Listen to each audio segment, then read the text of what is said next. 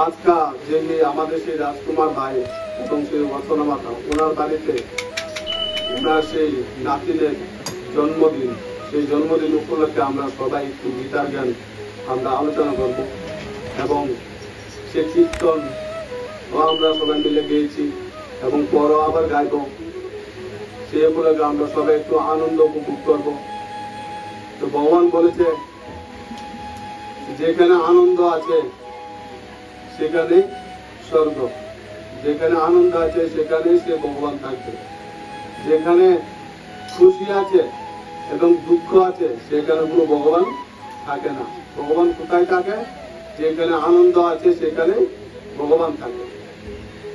তাই দেখুন সে গীতার ভগবানকে, সে গীতার ভগবান হয়েছে শ্রী কৃষ্ণ। কৃষ্ণ না, আমরা তো সবাই বলি না গীতার ভগবান শ্রীকৃষ্ণ, সে শ্রীকৃষ্ণ। শ্রীকৃষ্ণ কাকে জ্ঞান শুনিয়েছেন?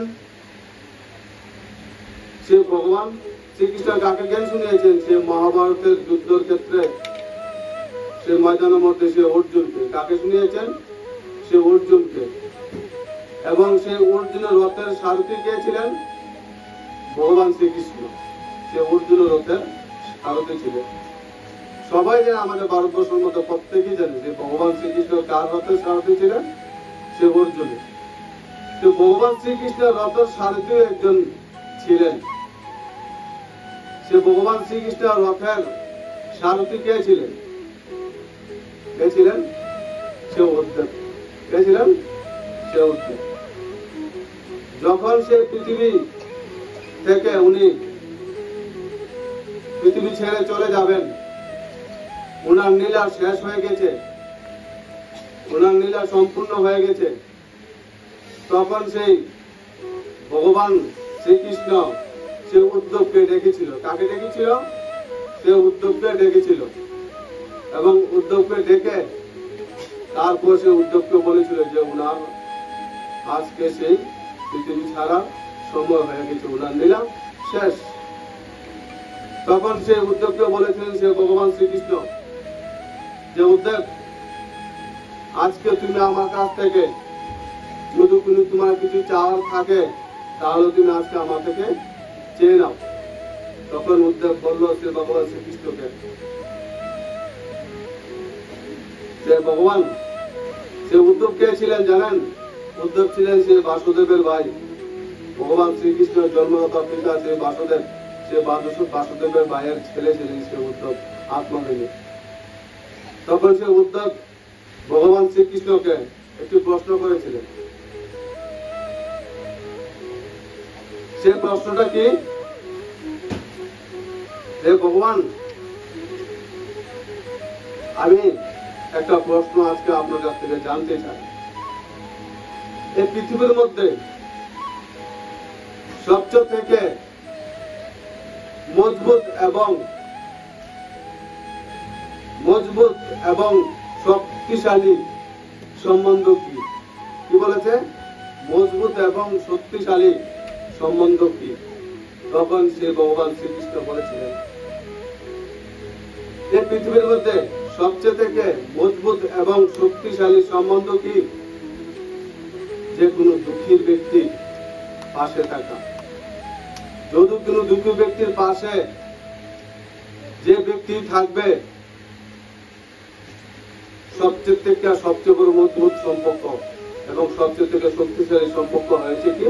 তখন সে পরিচয় দেওয়া বন্ধুত্ব। কি পরিচয় দেওয়া? বন্ধুত্ব। সবচেয়ে থেকে মজবুত সম্পর্ক কি? বন্ধুত্বের সম্পর্ক। কি সম্পর্ক? বন্ধুত্বের সম্পর্ক। তাই দেখুন,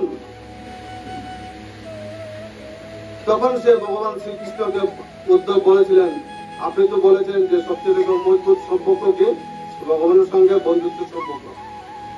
তাহলে আপনার তো এত সুন্দর সম্পর্ক ছিল সে ভগবান যুধিষ্ঠির সঙ্গে, সে পাণ্ডবদের সঙ্গে,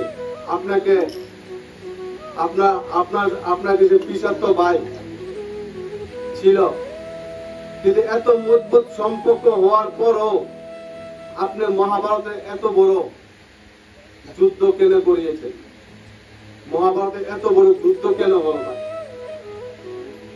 কারণ আপনার তো বুদ্ভুত সম্পর্ক ছিল। তখন ভগবান শ্রীকৃষ্ণ কি বলেছেন, হ্যাঁ উদ্ধব, তুমি একদম ঠিক বলেছ, কিন্তু তুমি আমার কাছ থেকে আরো কয়েকটি কথা জেনে নাও।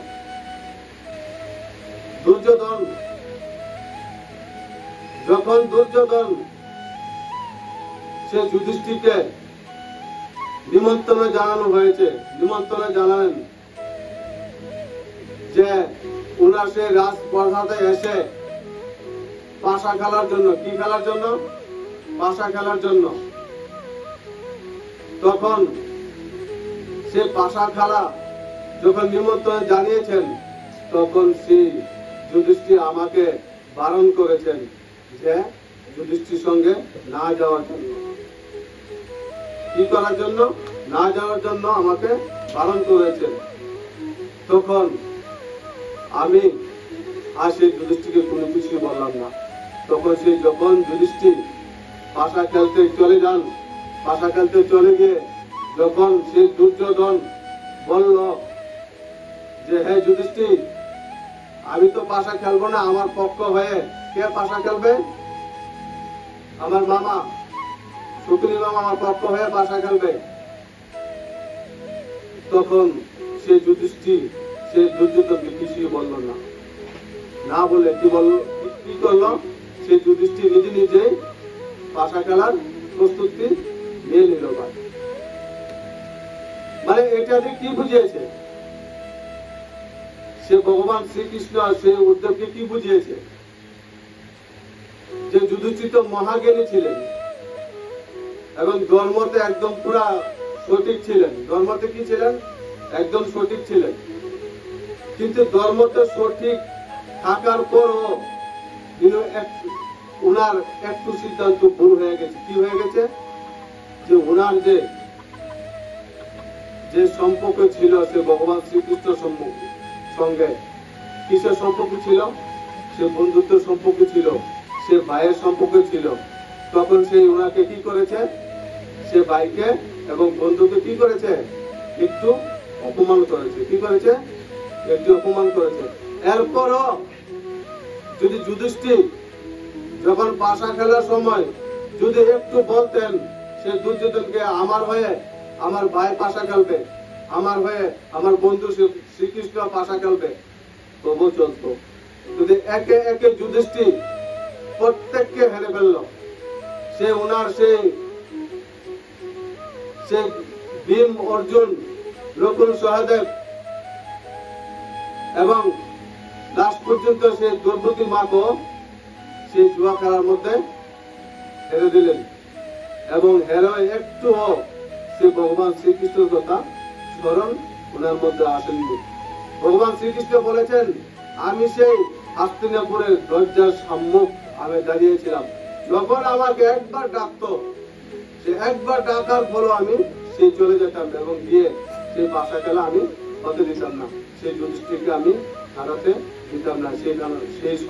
সেই খানকার সেই রাজমহলের সেই রাজাদের সম্মুখ আমি সেই যুধিষ্ঠিরকে অপমান হতে দিতাম না। কিন্তু সে ভগবান দেখুন কি করেছে, সে ভগবান ধর্মা যুধিষ্ঠির খুশিতে সে কাকে ভুলে গিয়েছে? ধর্মকে ভুলে গিয়েছে। কাকে বলে গিয়েছে? সে ধর্মকে। কাকে বলে গিয়েছে? সে ভগবান শ্রীকৃষ্ণকে। এবং ভুলে গিয়ে জীবনের সিদ্ধান্ত কি করেছেন? একটু ভুল সিদ্ধান্ত করে তারপর ওরা কোথায় চলে গেছেন? সে বনবাসে চলে গেছেন। কোথায় চলে গেছেন? সে বনবাসে। এরপরও দেখুন সে দ্রৌপদী মা কি ভেবেছে উনি? যে আমি সেই এখানে যে সমস্যা হয়েছে সেই সমস্যার সমাধান আমি নিজেই করে ফেলবো। নিজের থেকে যত চেষ্টা ছিল সব চেষ্টা করেছে, কিন্তু এরপরও ওনার সে লাজ উনি বাঁচাতে পারেন না। তারপর সে লাজ কে বাঁচিয়েছে? কে বাঁচিয়েছে? যখন সে ভগবান শ্রীকৃষ্ণকে একবার স্মরণ করেছে। কি করেছে? যে গোবিন্দ, তোমাকে ছাড়া আমার সে লাজ আর কেউ বাঁচাতে পারবে না। তখন সে মার ডাক শুনে, সে উনার বোনের ডাক শুনে, তারপর শ্রীকৃষ্ণ এসে সেই সবার মধ্যে সে দ্রৌপদী মার লাজ সে উনি বাঁচিয়েছেন। তাই দেখুন সেই কথা দিয়ে আমরা কি বুঝেছি, সেই উদ্যোগ গীতা দিয়ে ভগবান শ্রীকৃষ্ণ আমাদেরকে কি বুঝাচ্ছে, সেই উদ্যোগ গীতা দিয়ে ভগবান শ্রীকৃষ্ণ আমাদেরকে বুঝিয়েছে যে তোমরা যে কর্মই করবো না, আমরা প্রত্যেকের মানুষে জানি আমরা সবাই কর্ম করব। তো ভগবান শ্রীকৃষ্ণ কি বুঝিয়েছে, আমরা যে কোনো কর্ম যদি আমরা করি তাহলে সেই কর্মের সম্মুখে আমরা প্রথমে কি রাখতে হবে, ধর্ম রাখতে হবে। কাকে রাখতে হবে, ধর্ম। যদি আমাদের সেই কর্ম সামনে যদি ধর্ম থাকে তাহলে আমাদের সেই কর্ম দিয়ে কোনো পাপ কর্ম ব্যয় হবে না এবং ভগবান আমাদের সঙ্গে থাকবে।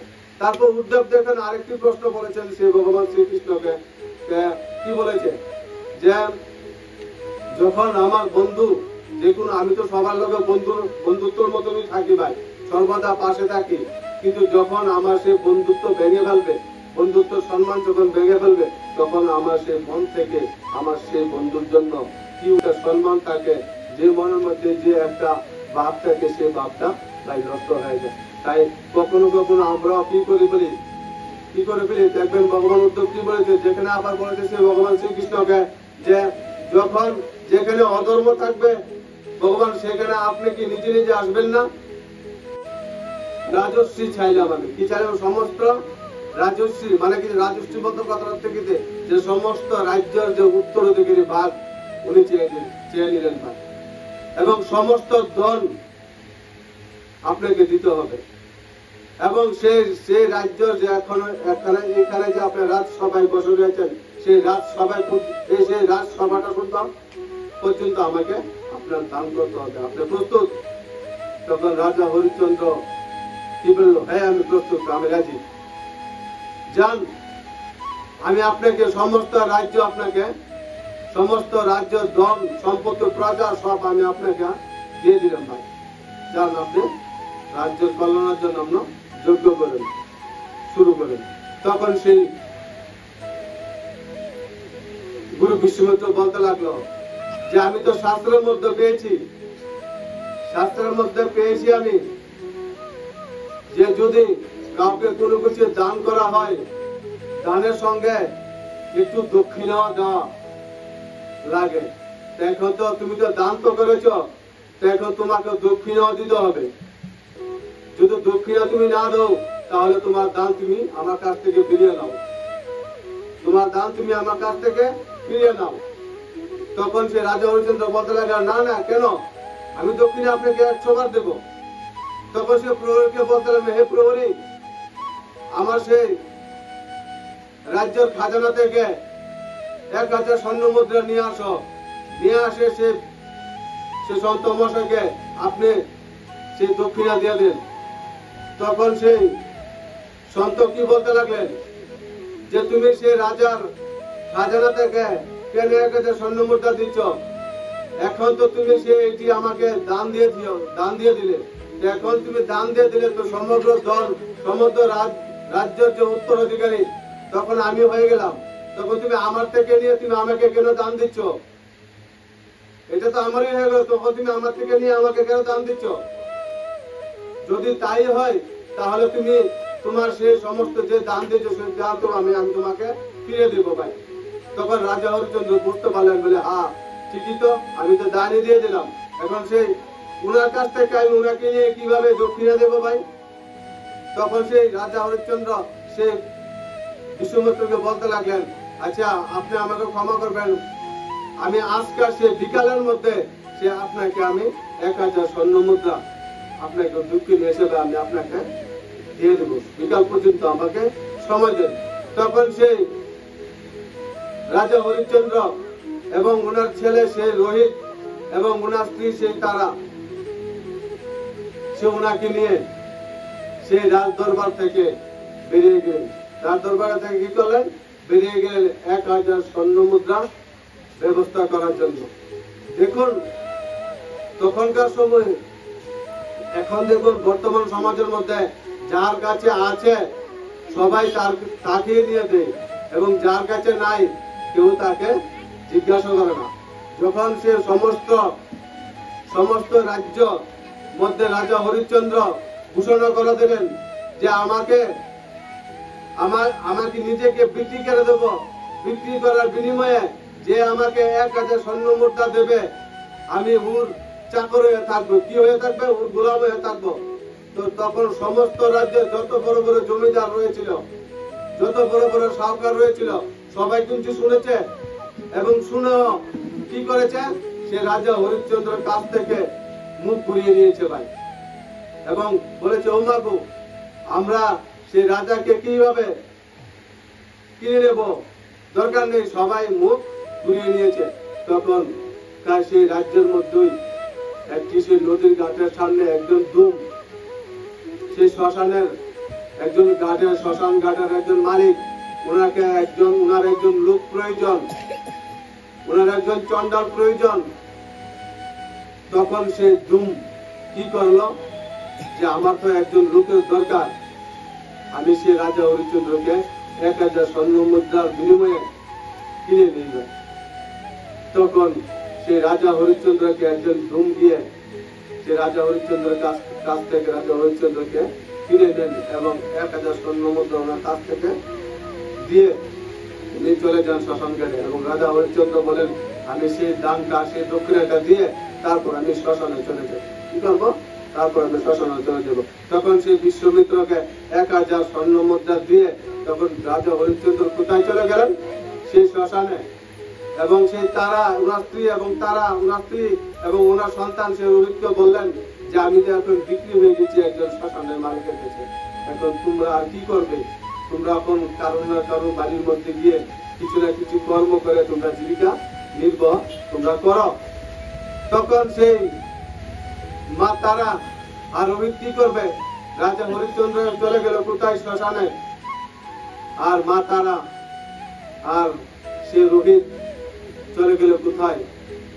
একজনের দৃষ্টির করে। যে মা কোনদিন সূর্যের আলো ওনার শরীরের মধ্যে লাগার আগে সূর্য ওনার কাছ থেকে অনুমতি নিতেন যে মা, তোমার সেই রাজমহলের মধ্যে আমি আলো প্রবেশ করবো না। আর সেই মা তারা দেখুন সেই গৃহস্থের মধ্যে গিয়ে সেই রান্নার আগুনের চুলার মধ্যে সেই আগুনের তাপ নিচ্ছে। এত দরিদ্রতা নেমে এসেছে। এবং একদিন কি হয়েছে? ওনার যে সন্তান সে রোহিত যখন খেলা করছেন সে উঠানের মধ্যে, তখন একটি জঙ্গলি একটি সাপ, জঙ্গলি একটি সর্প কি করেছে? সেই রোহিতকে দংশন করেছে। এবং সেই সর্প রোহিতকে দংশন করার ফলে রোহিতের মৃত্যু হয়েছে। কি হয়েছে? মৃত্যু হয়েছে। পেয়ে যাবে না। তাই দেখুন, সেই এখন আমরা যে আজকে যে অনুষ্ঠান করছি, সে অনুষ্ঠান যে আনন্দ করেছি, যে শুরু করছি সেই 4টা থেকে, বিকাল 4টা থেকে আনন্দ শুরু করছি। সেই আনন্দের মধ্যে কি কেউ না কেউ কোনো দুঃখ আছে? নিশ্চয়ই নাই ভাই, দুঃখ।